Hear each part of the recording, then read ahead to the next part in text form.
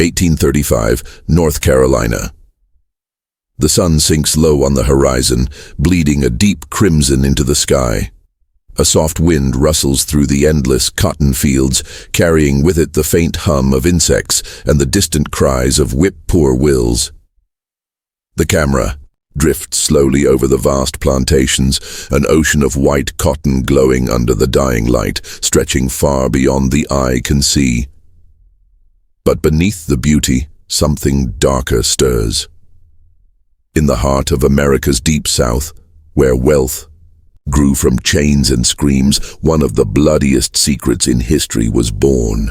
A distant sound cuts through the silence, the sharp crack of a whip.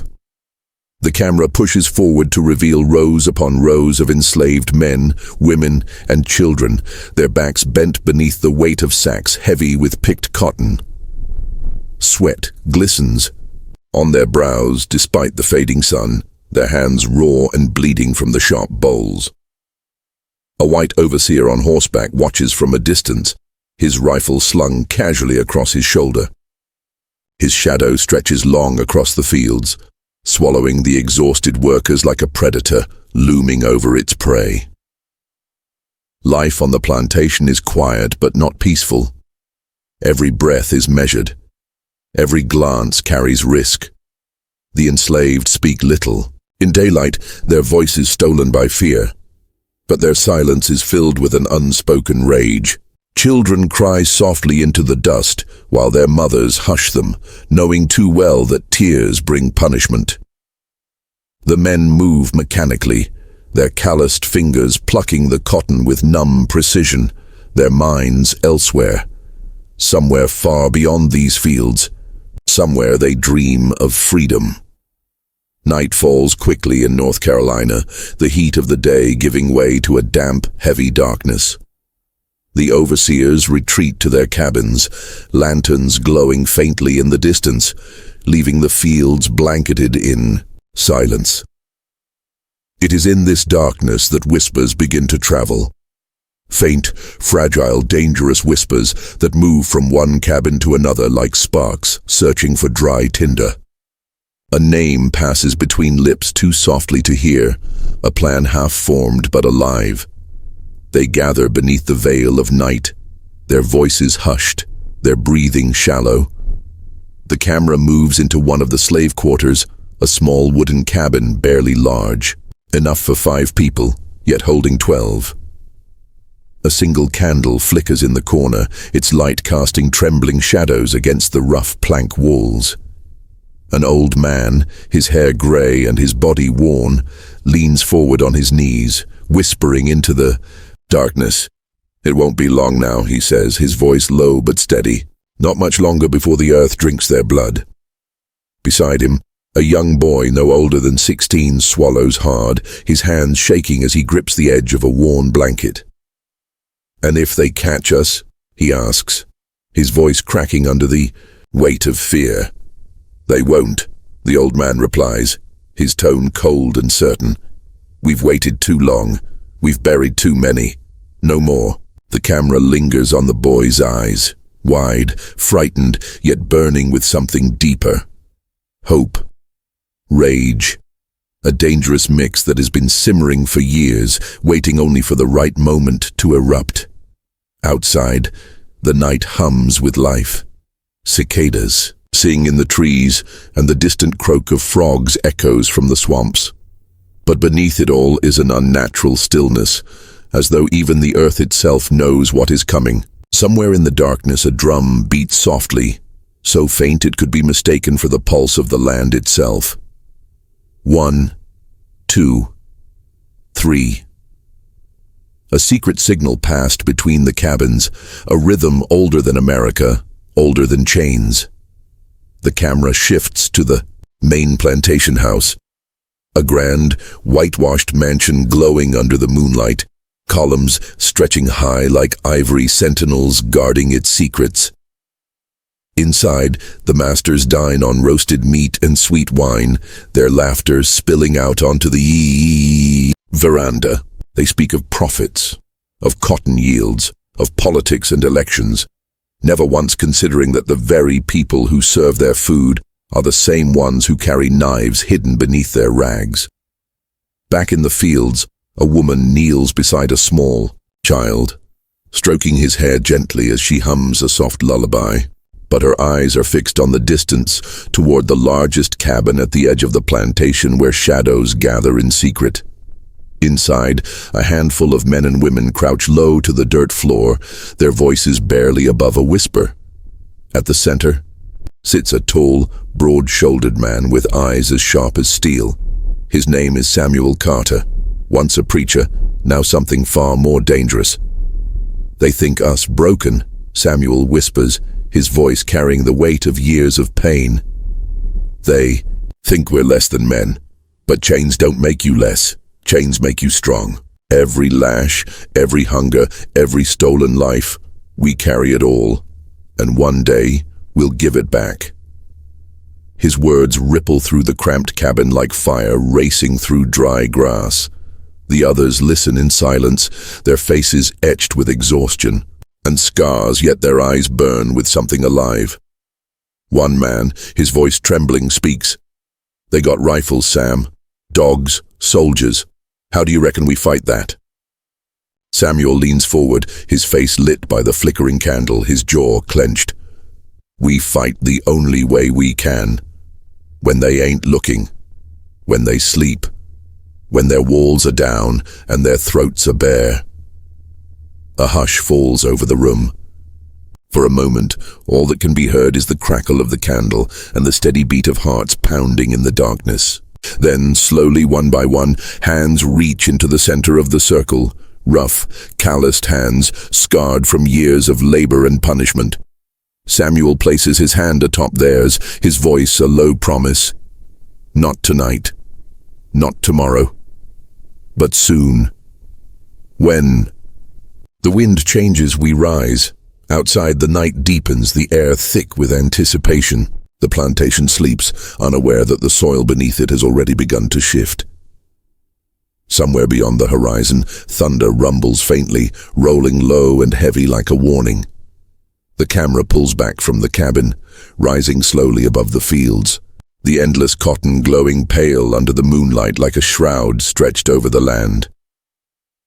History remembers the battles fought in open fields, but some wars are born in silence, in shadows, in whispers carried by the wind. And in the summer of 1835, in the heart of North Carolina, a storm was coming. A distant howl echoes through the night, an animal's cry or something more. The candle inside the cabin flickers violently before going out, plunging the room into darkness. Something was coming. The voice lowers, almost a whisper now, and America would never forget it. The screen fades to black.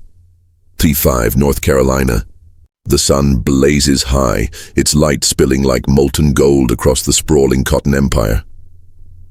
A sweeping aerial shot moves slowly across vast plantations.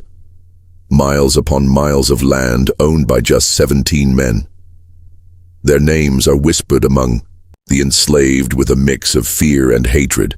Collins, Turner, Whitmore, Hargrove, Bennett, Randall, Prescott, Jefferson, Hale, Montgomery, Lewis, Carter, Williams, Price, Thornton, Sinclair, and Graves.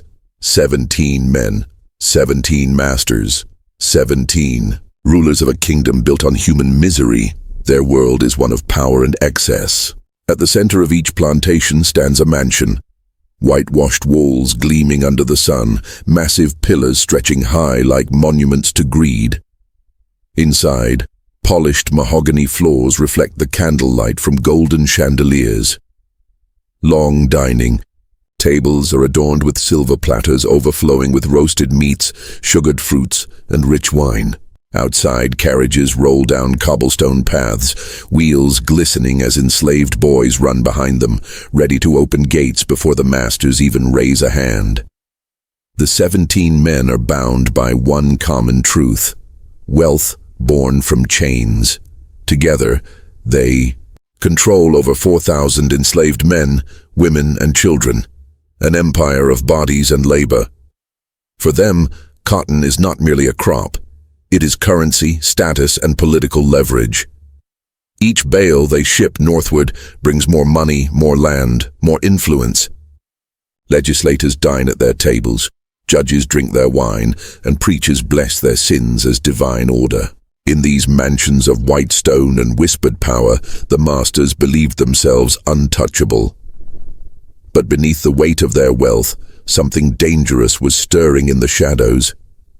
The camera cuts to the fields, endless rows of cotton under the punishing sun. Here the reality is different. Skin cracked, backs bent, hands bleeding, enslaved men and women move like shadows, silent and swift, their bodies drained of strength but not of rage. Overseers ride on horseback, rifles strapped to their shoulders, whips hanging loosely from their belts like symbols of casual cruelty. Slow-motion imagery captures the contrast. Inside the master's halls, champagne spills into crystal goblets. Outside, sweat spills into the dirt. Inside, laughter echoes beneath chandeliers. Outside, cries are muffled under the weight of chains. Inside, silk slippers glide over polished floors. Outside, bare feet bleed against broken soil. For the masters, this imbalance is natural, ordained even. They call it God's will, a necessary hierarchy, the foundation of southern prosperity. But for the enslaved, it is hell. And somewhere within that hell, resistance is quietly taking shape. Inside one of the cramped slave quarters, shadows gather once more. The camera pushes through a narrow doorway into a cabin where 10 figures sit in silence, their faces dimly, lit by a single oil lamp. At the center sits Samuel Sam Carter, the preacher turned rebel, his broad shoulders hunched forward, his eyes burning with something that can no longer be hidden. Sam has seen too much. The lashings, the families torn apart, the hunger that eats away at bone and spirit. Once, he spoke of patience and prayer. Now his sermons carry different words, spoken softly but dangerously. Freedom, dignity, vengeance. Young woman named Eliza sits beside him, her face marked with scars from a whip she has long since stopped hiding.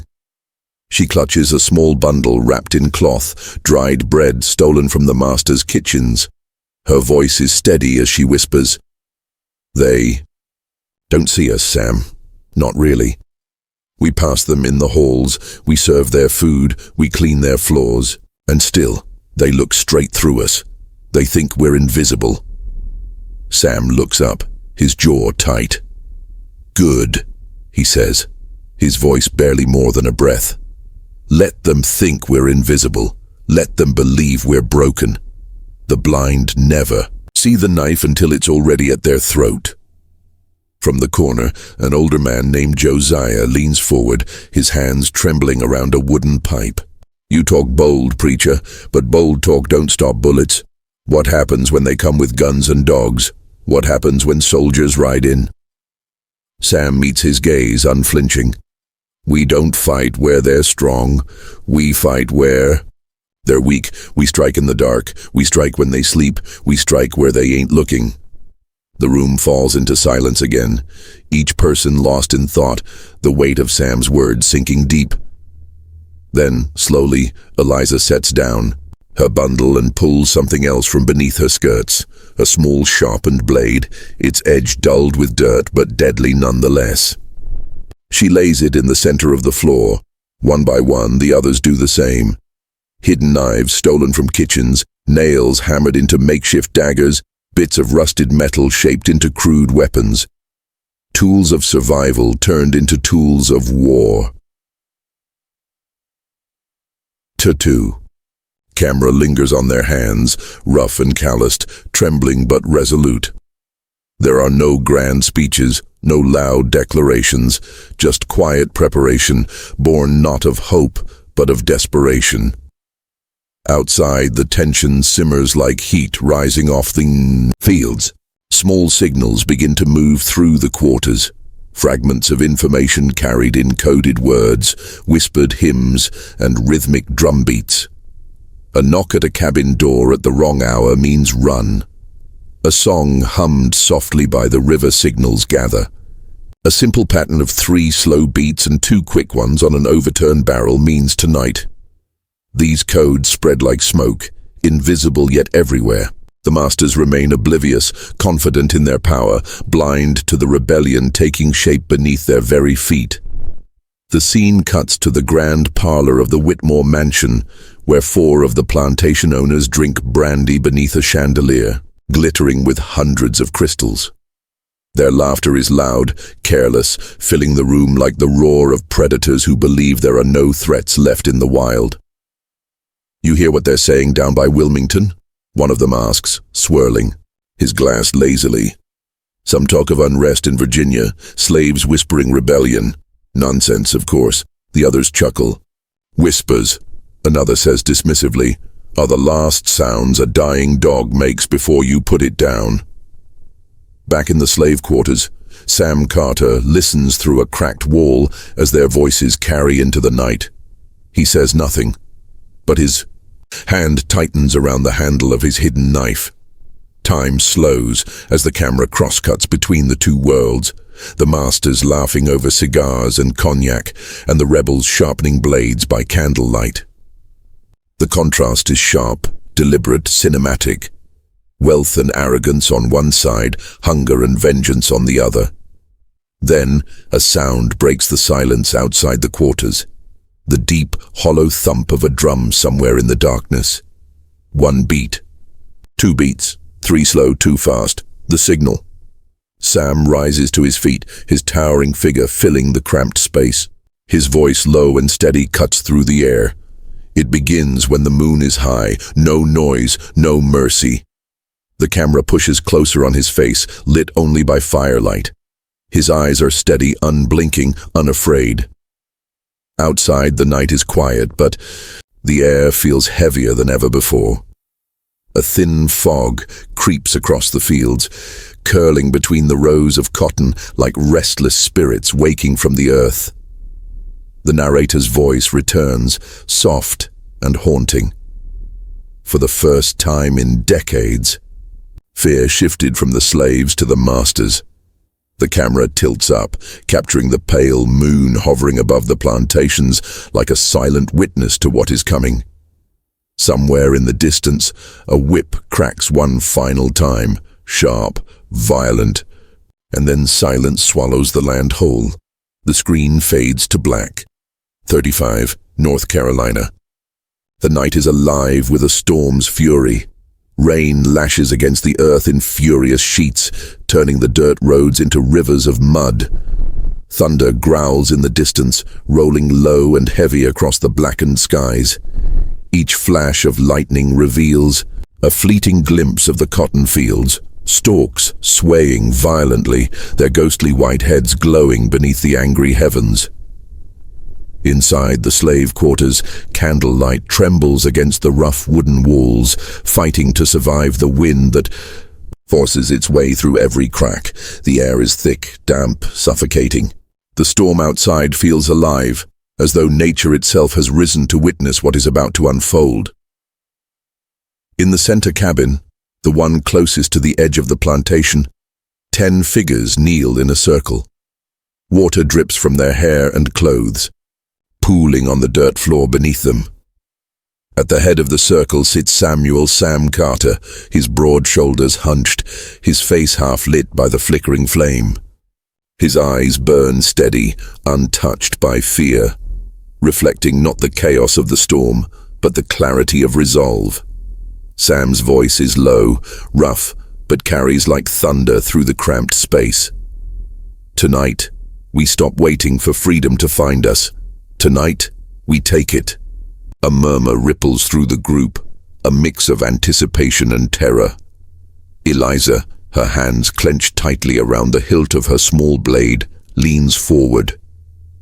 "Sam," she whispers, her voice barely audible above the rain hammering the roof.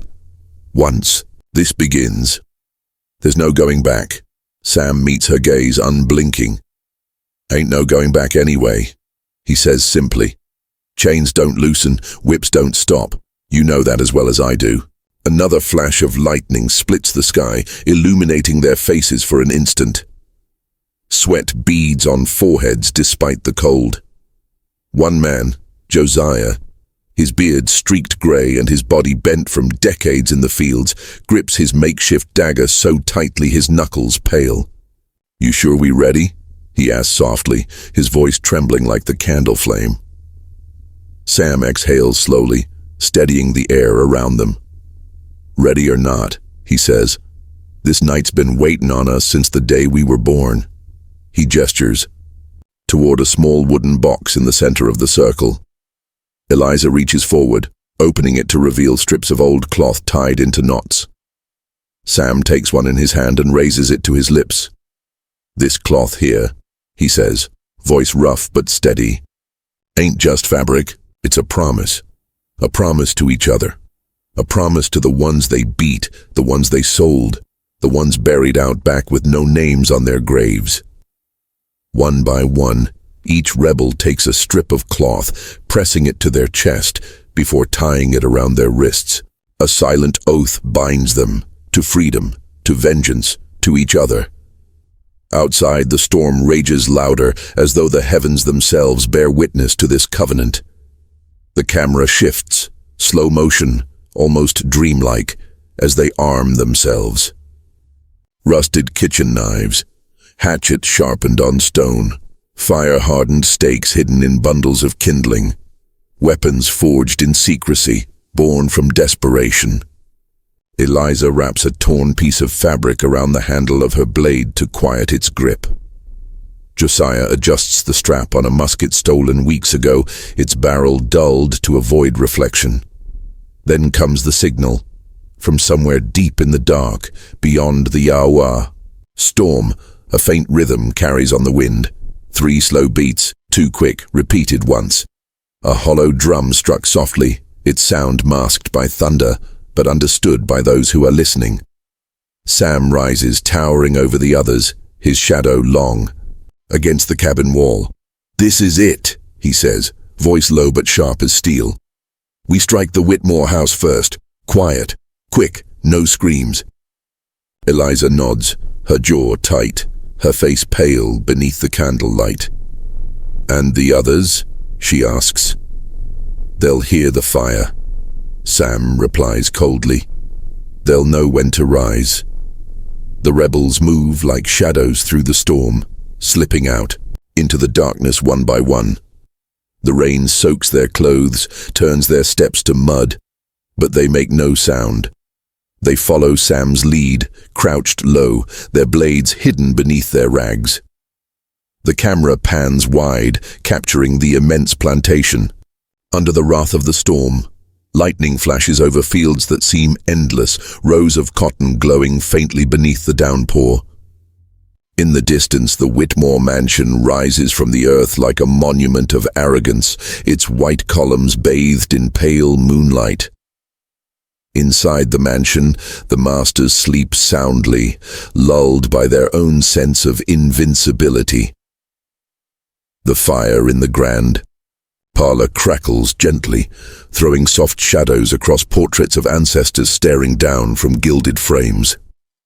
A half-finished glass of brandy rests on a side table. Somewhere upstairs, the steady snore of Richard Whitmore fills the silence. The rebels reach the edge of the veranda, their bodies pressed low against the wet earth. Sam signals for silence, his hand raised. The only sound is the rain drumming against the wooden roof and the occasional rumble of thunder rolling across the hills. Josiah grips his musket, aiming toward the upstairs window where Whitmore sleeps. Sam shakes his head sharply. "No guns, not yet. Quiet first." Eliza slips through the back door, her movements fluid, silent, practiced.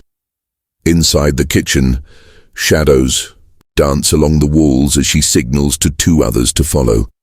They move like ghosts through the darkened halls, their breathing steady, their steps deliberate. The tension tightens with every second. The creak of an old floorboard, the distant clap of thunder, the drip of rain from the eaves. Time stretches impossibly thin. And then, the scream. One of the kitchen servants, startled by the figures moving through the dark, lets out a sharp cry before she can stop herself. It's brief, choked off almost instantly, but it's enough. Upstairs, footsteps thud against the floor. Whitmore is awake. Sam bursts through the hallway, his blade already drawn. He moves fast, every strike precise, deliberate, silent when possible. But the house itself betrays him, its old boards groaning under his weight. Whitmore stumbles from his bedroom, pistol in hand, fury twisting his face. The two men lock eyes. For a brief, suspended moment, time holds its breath. Then chaos erupts. Whitmore fires. The shot tears through the hallway, deafening in the enclosed space, but misses by inches. Sam charges forward, tackling him into the wall. The pistol clatters to the ground. Lightning flashes through the windows as the two struggle violently, shadows thrashing against the plaster. Eliza appears at the end of the hall, torch in hand.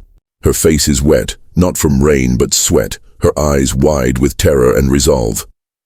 "Sam!" she shouts, and throws the torch down the staircase. Flames leap instantly to the curtains, fed by dry wood and oil-soaked fabric. The fire spreads fast, smoke curling upward as chaos consumes the mansion. The camera whirls in fragments. The panic of servants scrambling, the rebels moving swiftly from room to room, torches igniting walls and furniture. The house is alive with screams now, screams swallowed by thunder and the roar of rising fire. Then it happens. Sam's blade flashes once, clean and quick. Richard Whitmore gasps, his body jerking violently before falling still. Blood spreads across the polished hardwood floor, mixing with rainwater dripping from the ceiling. The mansion burns, its white walls glowing orange under the storm. From outside, the other rebels see the flames rising, their faces lit by firelight reflected in the rain. A signal, as Sam promised. Somewhere across the fields, drums begin to beat. One plantation, then another. Then another. The uprising has begun. Sam steps out onto the veranda, his chest heaving, rain soaking his clothes, blood still wet on his hands. Lightning tears the sky open above him as he stares out across the cotton fields, the storm raging. Around him, his voice low but unshaken, carries into the night. One master down, 16 to go. The camera pulls back, rising higher into the storm clouds, capturing the full sweep of the burning mansion against the endless black of the night. The flames consume the Whitmore estate as thunder cracks overhead, and the screen fades slowly to black. Fade in Ext, North Carolina countryside. Dawn, the storm has passed, but the earth still trembles. Smoke drifts lazily over the soaked fields, and the Whitmore mansion, once a towering symbol of wealth and power, now lies in ashes, its skeletal remains black against the pale morning sky. Somewhere in the distance, a rooster crows. The sound feels mocking, hollow, as though nature itself does not yet understand what has begun. A single horse gallops down the muddy road, its rider hunched low, spurring it forward desperately. Behind him the horizon still glows faintly orange where the fire consumed the plantation. His name is Thomas Wexler, a young messenger just 17. His boots are caked in mud, his face pale, his breathing ragged as he shouts hoarsely into the silence. "They've risen, the slaves, they've killed Whitmore. Int Harrison Estate, Grand Hall morning." The words hit like a musket shot. Inside the lavish dining hall of the Harrison Estate, wealthy plantation owners gather around a long mahogany table, their silk waistcoats soaked in nervous sweat. Edward Harrison, a tall, commanding figure with silver-streaked hair, slams his fist against the polished wood. "First Whitmore, now whose turn is next?" A murmur spreads among the room. Margaret Whitmore, widow of the slain master, sits silently. At the far end, her face pale and hollow. Her teacup rattles slightly in her trembling hand. Daniel Prescott, another plantation baron, leans forward, his voice sharp and urgent. "This ain't no random killing. It's organized. There's someone leading them." Across the table, Lucius Brown, the wealthiest man in the county, scoffs bitterly, though his hands shake as he adjusts his cufflinks. We've got soldiers, militias. The rebels won't last a week. But his voice betrays no confidence, only fear. XT. Cotton fields, various locations, montagia. Haunting series of symbolic visuals unfolds. Blood-stained cotton hangs from branches, its once white fluff darkened with crimson. Burnt barns still smolder in the distance, black smoke curling into the grey sky. A scattered herd of horses tramples through the mud, their saddles empty, reins dragging like snakes in the dirt. An abandoned slave shackle lies broken in the grass, coated with rain and soot. Over this imagery, a narrator's voice cuts through, low and chilling. In the days that followed the Whitmore fire, whispers turned into thunder. From cabin to cabin, road to road, word spread faster than any rider could carry it, and fear followed close behind. In T. Governor's office, Raleigh. Afternoon, inside the state capitol, chaos reigns. Governor Joseph McMillan stands over a map of North Carolina, his advisors circling him like vultures. Mobilize every available man, the governor commands, slamming his palm onto the map. I want riders on every road, soldiers at every crossroads. Colonel Everett Cole, a grizzled militia leader with a scar across his cheek, clears his throat. With respect, Governor, they're ghosts. We've scoured 2 plantations already, not a trace. The governor's gaze darkens. Then burn the forests if you have to. The colonel hesitates, shifting uncomfortably. Sir, the more we burn, the more we feed their cause. Silence falls. The governor knows he's right, and he hates it. XT, slave quarters, hidden camp. Night meanwhile, deep in the woods, Sam Carter and the rebels sit around a dying fire, their faces illuminated by the faint glow. Mud clings to their clothes. Soot streaks their cheeks, but their eyes are alive, sharp, calculating. Eliza sharpens her blade silently, the rasp of steel against stone the only sound for several long moments. Finally, Josiah breaks the silence. Word is spreading too fast. Won't be long for the militias come. Sam stares into the fire, unblinking. Let 'em come, he says quietly. We ain't hiding. We're choosing where to stand. The group exchanges uneasy glances. They know Sam isn't just planning survival. He's planning war. XT. Roadside tavern, Niter. Lone Tavern stands at the edge of the county, lanterns flickering in the damp air. Inside, plantation overseers, merchants, and drifters whisper over mugs of ale, their voices hushed but urgent. A young trader leans in, his face pale. They say the rebels ain't just killing, they're leaving marks, symbols, messages, carved into doors. Across the table, an older overseer spits into the sawdust, muttering, "Ain't no marks, ain't no messages, just savages with knives." But his words don't convince anyone. In the silence that follows, the whispers grow darker. Some say there's a drummer. You hear him before they strike. 3 beats, too fast. One man grips his mug so tightly it cracks in his hand. Int. Harrison Estate. Bedroom. Night. Margaret Whitmore lies awake, staring at the canopy above her bed. The candle on her nightstand flickers faintly, its light stretching across the eye. Velvet curtains, every creak of the wooden floors, every rustle of the wind outside makes her flinch violently. From outside, faintly, a drumbeat echoes. 3 slow strikes, too quick. Margaret bolts upright, heart pounding, clutching her chest. But when she looks out the window, there's nothing but moonlit fields. The sound was in her head, or was it? XT. Abandoned plantation. Twilight soldiers arrive at another plantation, the Morrison estate, only to find it deserted. The mansion stands eerily silent, its doors swinging open, curtains fluttering through shattered windows. A lieutenant kneels, touching the ground where footprints vanish into the woods. "They're moving at night," he whispers. "Always ahead of us." In the barn nearby, the soldiers discover something carved into the wooden walls, a crude symbol of a chained fist breaking apart. The camera lingers on it, letting the image burn into the viewer's mind. Int.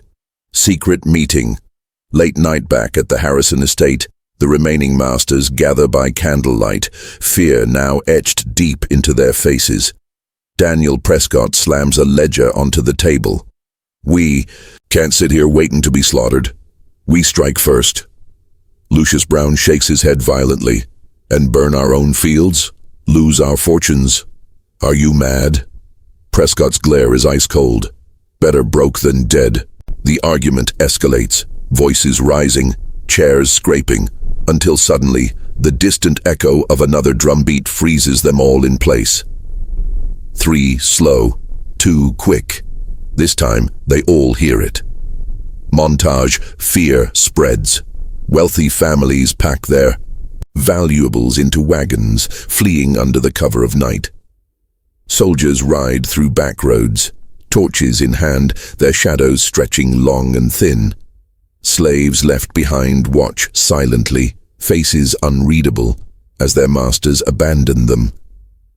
Mothers hush their children as rumors of ghost rebels spread, stories growing wilder with every retelling. Over the montage, the narrator returns.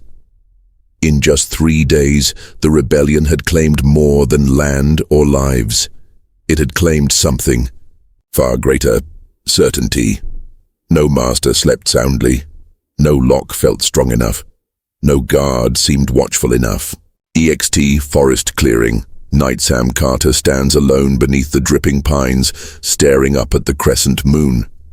His voice is low, almost to himself. "Fear's a fire you can't put out. You just point it and let it burn."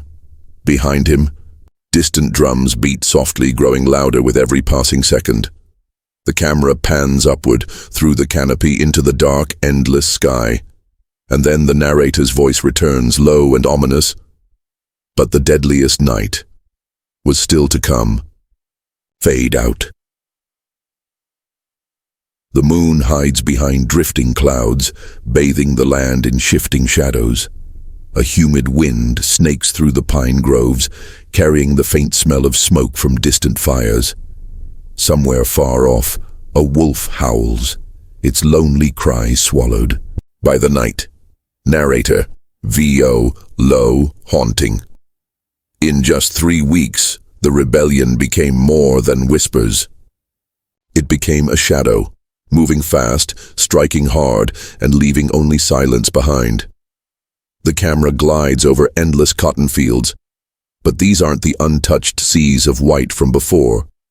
These fields are scorched, dotted with charred barns and broken fences. The skeletal remains of once grand plantation houses jut out of the earth like teeth of dead giants. In the darkness, flames bloom in the distance. Another estate burns. XT. Whitlock Plantation, Main Road, Nita.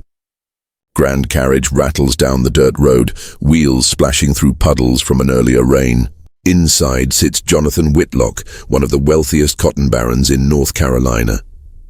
His hand clutches a polished silver cane, tapping nervously against the wooden floor. Beside him, Eleanor Whitlock, his wife, whispers urgently, "Jonathan, we should leave. Raleigh's safer. We should go tonight." Whitlock's jaw tightens. "Abandon my land, my cotton, my fortune? No, Eleanor. This will pass." But it doesn't pass. The camera cuts sharply to the tree line ahead. Shadows move among the pines. Suddenly, the drums begin. 3 slow, 2 quick. The carriage driver tugs the reins sharply, panic rising in his eyes. But before he can shout a warning, a rope stretches across the road. The horses rear violently, neighing in terror as the carriage topples sideways. Silence. Then, from the darkness, figures emerge. Sam. Carter steps into the moonlight, face streaked with soot, machete glinting in his hand. Around him, a dozen rebels fan out silently, their movements precise, rehearsed. Jonathan Whitlock stumbles from the overturned carriage, reaching for the pistol at his waist.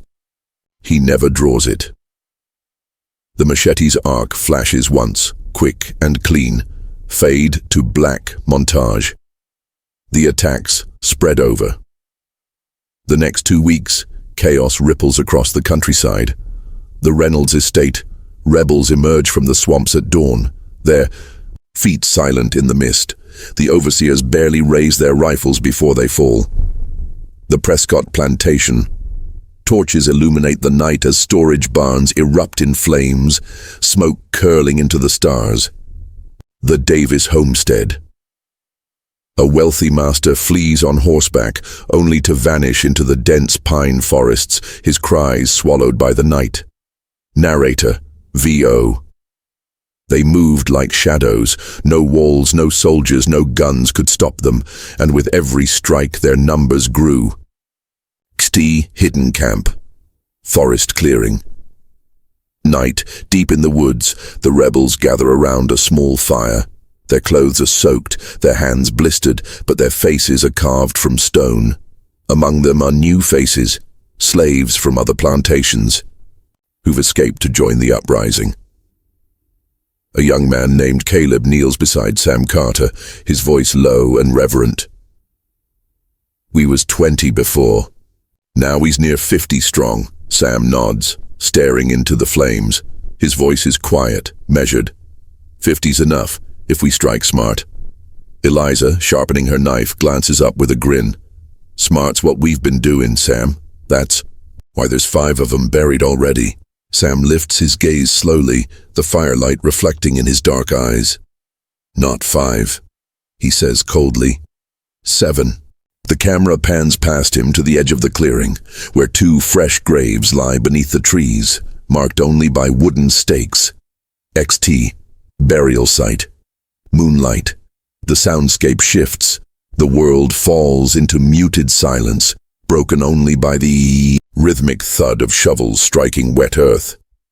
In a clearing hidden deep within the forest, 6 rebels dig furiously, sweat dripping down their brows despite the cool night air.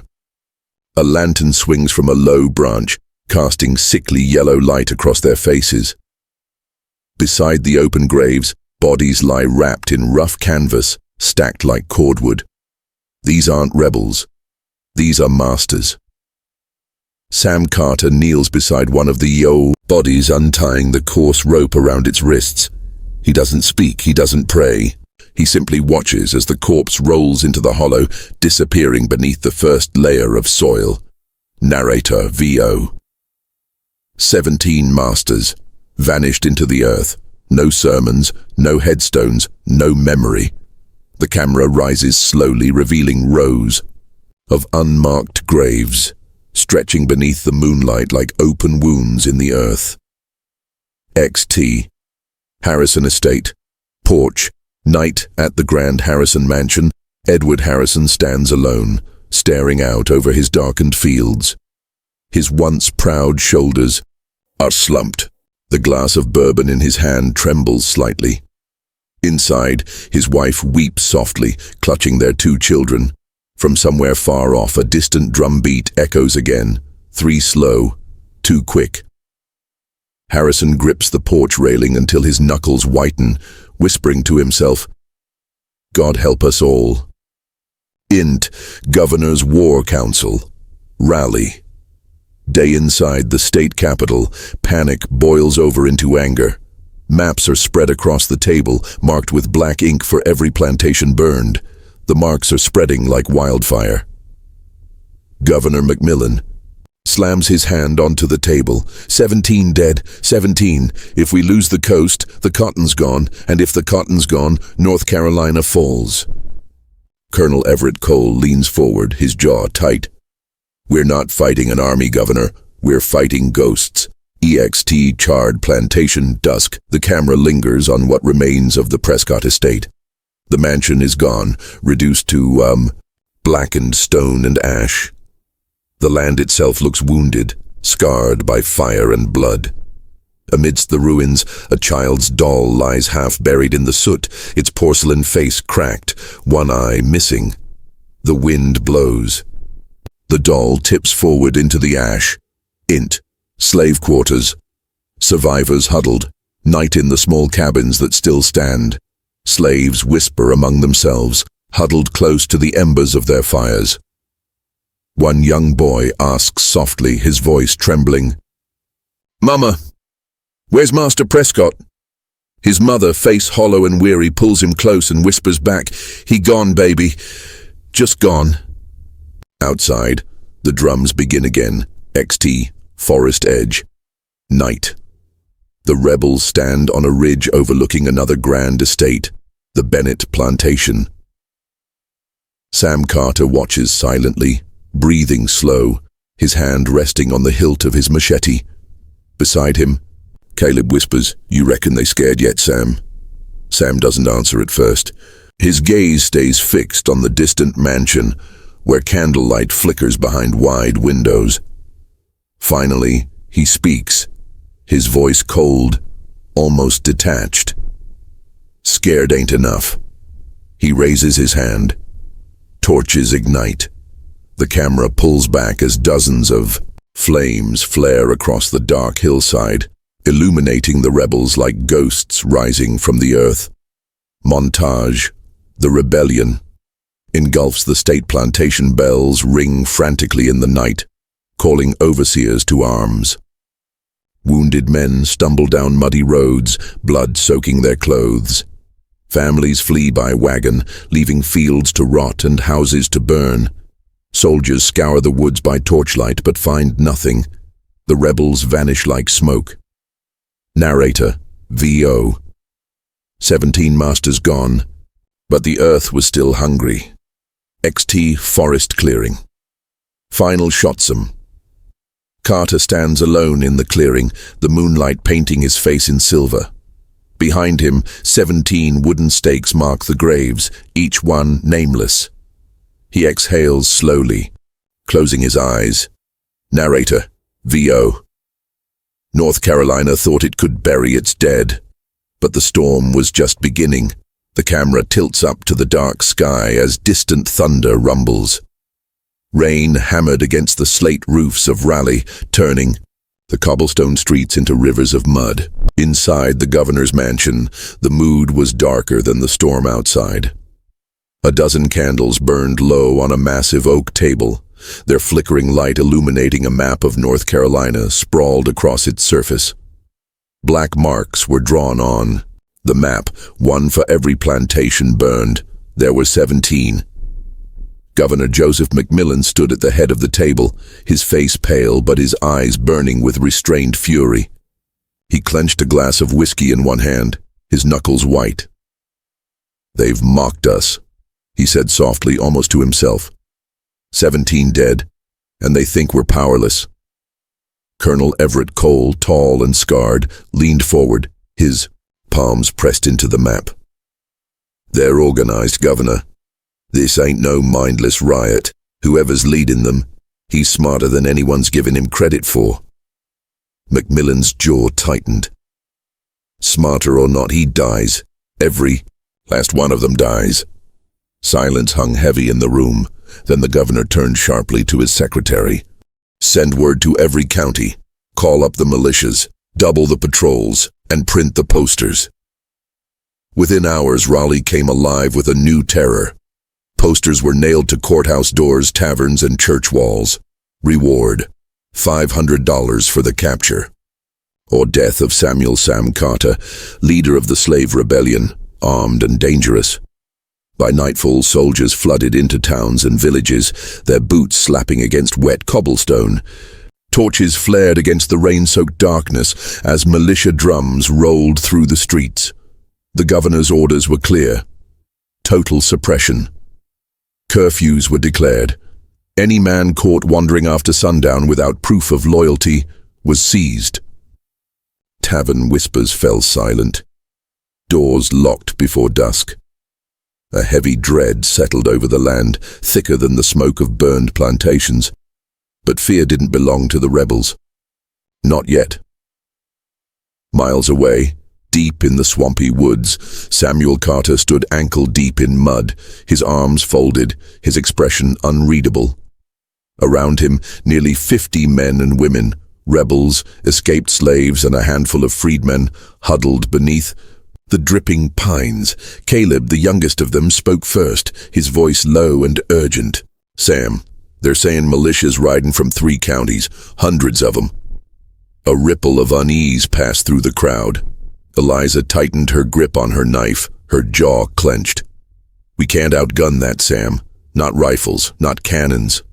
Josiah, older and weary, rubbed his temples. "If we scatter now, some of us might live. Go north, hide, get free." For a long moment, Sam said nothing. The rain dripped from his shoulders, his machete glinting faintly beneath the gray sky. Finally, he stepped forward, his voice steady, deep, and unshaken. "You think running makes us free?" he said, looking from face to face. "We scatter, we hide, and then what? We spend our lives crawling in the shadows, hoping they never find us? That ain't freedom." Josiah shook his head. "Freedom's breathing, Sam. Freedom's waking up tomorrow." Sam's eyes burned as he stepped closer. "And what kind of tomorrow's that, Josiah? One where they catch you in the fields again? Where they put your children back in chains?" The crowd fell silent. Only the rain and distant thunder filled the space between them. Sam took a deep breath, his voice rising like a drumbeat, sharp and steady. "We are already dead if we return to chains," he said, his words cutting through the wet night air like steel. "You hear me? Dead. They took our names. They took our mothers. They took our children. What's left for them to take?" He stepped onto a low stump, towering above the rebels now, his voice shaking with controlled rage. "They think we're beasts," he thundered. "They think our blood is cheap, our backs built for their whips, our hands made to pick their cotton till the flesh rots away. And maybe that's been true too long." He raised his machete, rain dripping from its edge, his voice breaking like thunder. "But not tonight. Not tomorrow. Not ever again." The rebels leaned forward, breaths held, the fire in Sam's words igniting something inside them. "Better to burn free," he said slowly, deliberately, "than to live crawling." Eliza stood, her knife flashing in the dim light. "I burn," she whispered. Josiah hesitated, then nodded, his voice rough. "I burn." One by one, hands rose, fists clenched, blades lifted toward the rain-soaked sky. Meanwhile, the state's wrath unfolded like a storm. In towns along the Cape Fear River, soldiers raided slave quarters, dragging men and women into the muddy streets. The governor's orders were simple: interrogate, punish, extract names. Inside a makeshift holding barn, lanterns burned hot and bright as soldiers shouted over screams. Men were chained to posts, their backs scarred and bleeding. Some gave false names, some gave nothing at all. A captured rebel named Isaiah was dragged forward, his knees sinking into the wet straw. A soldier knelt, whispering in his ear, "Tell us where Carter hides, and you live." Isaiah stared at the soldier, his lips split, his voice hoarse. "Then I reckon I'm dead." The soldier slammed the butt of his rifle into Isaiah's ribs. He collapsed, coughing blood into the hay. Outside, the screams carried into the night. Back in the swamps, the rebels listened to distant drum beats, this time not their own, but the soldiers' marching signals. Caleb turned to Sam, his face pale. "They comin', Sam. Tonight, maybe tomorrow. Hundreds of them." Sam's gaze stayed fixed on the black water of the swamp, where faint ripples danced beneath the rain. He finally spoke, quiet but certain. "Then we move first." Eliza frowned, confused. "Move where?" "To them," Sam said, turning sharply. "We hit their camps before they hit ours. One fire in the dark, one scream in the trees, and they'll think we number thousands. Fear's the only weapon we got, and we ain't done using it." The rebels exchanged uneasy glances, but none spoke against him. Even those afraid couldn't deny Sam Carter's truth. Their survival depended on striking before the storm swallowed them whole. Across North Carolina, fear deepened into chaos. Townsfolk barred their windows, courthouse bells rang curfews into the damp air. In Raleigh, the governor's voice roared from balconies, "Every man shall serve the state, every rifle shall be raised, this rebellion dies with the blood of its leader." But out in the wilds, among the swamps, forests, and hidden trails, Samuel Carter's words carried louder than the governor's decree. To the rebels, Sam wasn't just a leader, he was a promise, a living oath. And as night fell over the drenched fields and quiet roads, they sharpened their blades and whispered the words he had given them, like scripture carved in blood: "Better to burn free than to live crawling." The camera rises slowly above the camp, above the trees, above the endless wet darkness where lightning cracks open the black sky. Far off, 1,000 torches burn as militias march toward the swamps. Neither side sleeps, neither side blinks. The war has begun.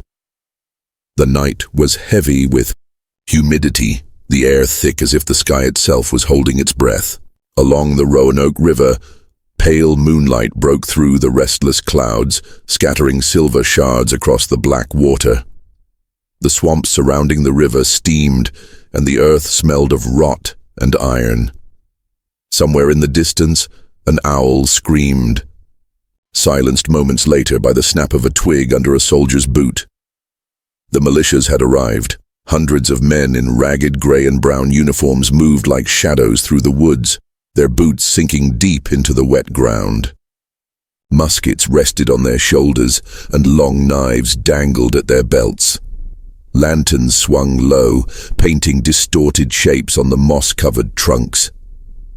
At the front rode Colonel Everett Cole, his scarred face half hidden beneath the brim of his soaked hat. His voice carried low but sharp as steel. "Remember the governor's orders," he whispered to his captains. "No survivors, not this time." Behind him, soldiers whispered nervously about the rebels, about Samuel Carter, the Phantom, leader whose name had become both curse and warning.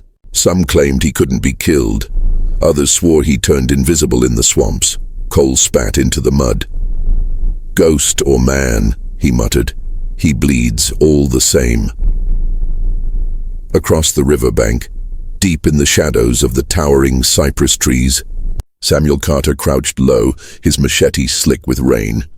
50 rebels waited behind him, their breaths shallow, eyes wide, blades trembling in the cold. Among them stood Caleb, barely 17, holding a stolen musket too big for his shoulders. Eliza, silent but steady, clutching her knife. And Josiah, older, heavier, his jaw clenched as if bracing for death. Sam studied the dark water, his voice barely above a whisper. "The river's ours," he said. "They cross here, they die here." Josiah wiped sweat from his brow. "Sam, there's hundreds of them. We ain't even 60. Sam turned to him, his expression carved from stone. "We ain't fightin' numbers. We fightin' fear." Caleb swallowed hard, his knuckles white on the musket stock. "What if fear ain't enough?" Sam's eyes flicked toward him, sharp and calm. "Then we make 'em believe it is." The first musket shot cracked like lightning. A soldier at the edge of the militia line screamed, falling face first into the mud, his lantern shattering beside him. In an instant, chaos exploded. Muskets roared, smoke filled the air, and the soft rain turned to steam as sparks danced off the wet ground. From the shadows, Sam's rebels surged forward, howling like a storm. Eliza slit the throat of the first soldier she reached, his blood spraying warm against her face. Caleb fired his musket, the recoil slamming him back, and the bullet tore through a man's shoulder, dropping him into the river. Colonel Cole barked orders through the smoke. "Form ranks! Push them back! Into the water, damn you!" The militia line tightened, bayonets flashing under the moonlight. Rebels and soldiers collided in a frenzy of screams and steel, bodies crashing into the shallow river, splashing crimson into the current. The river became a graveyard. Josiah swung his axe, cleaving through a soldier's musket and shoulder in one brutal strike. But before he could raise the blade again, another soldier lunged from behind, plunging a bayonet deep into his back. Josiah gasped, his eyes wide, his breath fogging in the cold night air. He stumbled forward, falling into the river with a heavy splash, his blood blooming beneath him like a dark flower. "Josiah!" Sam roared, shoving past two soldiers, his machete carving a clean path through flesh and bone. He reached the riverbank, but Josiah was already gone, dragged silently into the current. Caleb froze at the sight, tears streaming down his face. "Sam! He's... Keep fighting!" Sam bellowed, grabbing Caleb's arm and shoving him behind a fallen log just as another volley of musket fire shredded the trees around them. The camera drifts slowly through a dense North Carolina swamp, heavy with fog, cicadas buzzing faintly in the distance. The sun struggles to break through the canopy, painting long shadows over moss-covered trees and pools of stagnant water. The frame tightens on an abandoned plantation house, its windows shattered, roof caved in, vines crawling up cracked white columns. The voiceover begins, deep, steady, almost whispering. "Time buries many things, but the earth never forgets."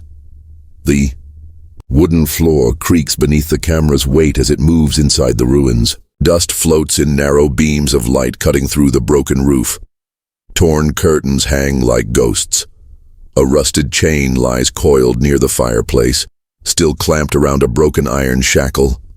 Here, 2 centuries ago, screams once filled these walls, and if you stand in silence long enough, some swear you can still hear them. The screen cuts to cracked tombstones in an overgrown cemetery behind the plantation. Some lean sideways, their engravings weathered beyond recognition. But just beyond the line of marked graves lies an open stretch of swampy earth, soft, damp, untouched for decades. The narrator's voice grows lower, darker. The official record spoke of 17 dead, but the soil tells a different story. Team of present-day archaeologists appears on screen, their gloved hands digging carefully into the mud. One of them uncovers a fragment of bone. Another brushes dirt away from a rusted musket ball lodged deep in the soil. Dr. Emily Vaughn, lead historian, speaks softly, almost in disbelief. "We expected to find a few remains from the Uprising of 1835, but what we've uncovered suggests something far more horrific." The camera pans over a row of small wooden markers, each labeled only with a number. 1, 2, 3, 4. A reporter's voice cuts in faintly from archival footage. At least 73 unmarked graves have been discovered here. Officials now believe the death toll from the Chamberlain Rebellion was at least 4 times higher than history recorded. Suddenly the tone shifts. Dark, atmospheric music rises as the camera glides slowly through the ruins, overlaying ghostly visuals. A blood-soaked musket, a child's shoe buried in the mud, scraps of burnt hymn books from Samuel Carter's church. The narrator continues. For nearly 200 years this story was erased. No textbooks, no memorials, no justice. A war fought in the shadows, buried beneath lies. The visuals flash between past and present. Burning barns, chains clattering on the ground, Samuel Carter leading his rebels into the swamp, crossfading into shots of modern-day excavators unearthing the silent remains. The victors rewrote history, but the dead left clues they could never erase. The scene moves to a modern university library. A graduate student sits, surrounded by piles of forgotten records, faded newspapers, and handwritten letters. Among them lies a journal, its leather cracked, ink faded. She whispers as she reads, 17 masters buried, but so many more followed. She looks up wide-eyed, as if realizing something horrifying. This wasn't just one revolt. There were more, dozens more. A map spreads across the screen, marked with red pins, plantations, rivers, and swamps stretching across 4 southern states. Each pin represents a forgotten uprising, and the countless bodies that vanished into unmarked graves. The voiceover sharpens, carrying weight, urgency, and dread.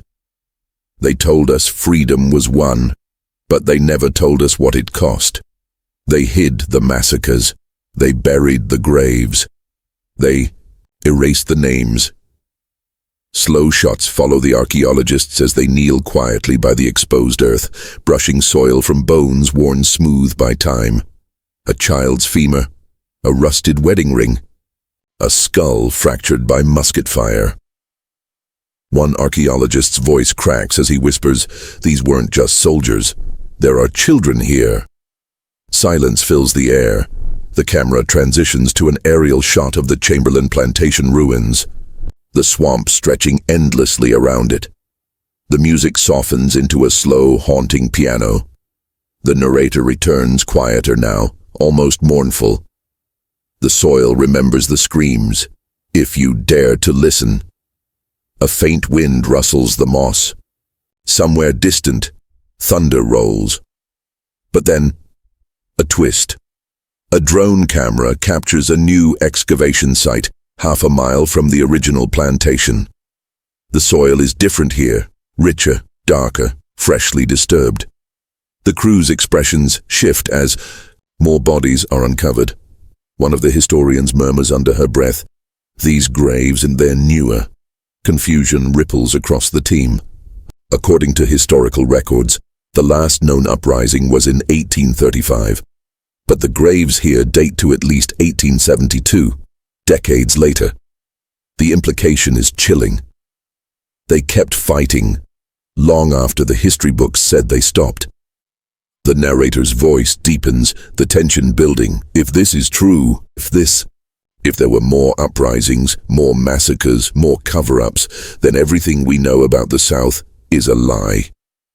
The screen flashes with fragments of old newspaper headlines, hastily censored documents, government seals marked classified.